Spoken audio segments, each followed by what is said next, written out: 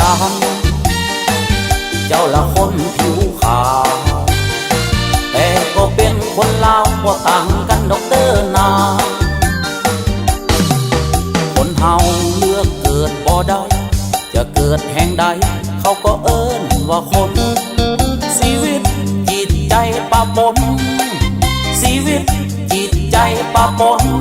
คนเอ่ยคนวกวนวุ่นวายดิ้นรนค้นหากันไปจักน้อยจักใหญ่กินกันได้กินดีมักหลายคันว่าก้อยใส่บี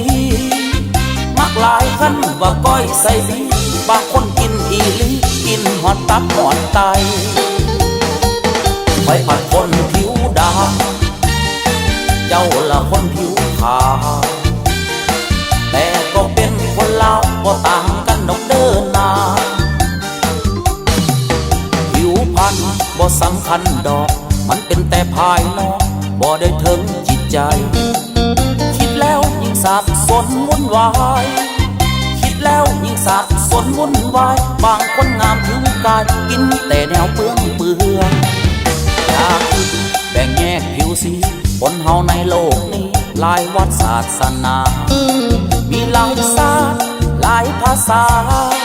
มีหลายศาสตร์หลายภาษาแต่ทุกอย่างนี่นะบ้านคอยนี่เอิ้นว่าคน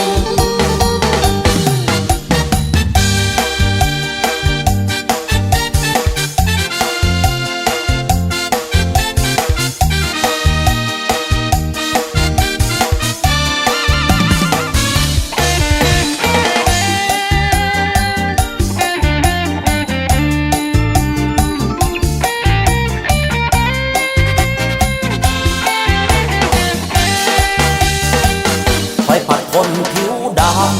ำเจ้าละคนผิวขาวแต่ก็เป็นคนลาวบ่ต่างกันดอกเดินนา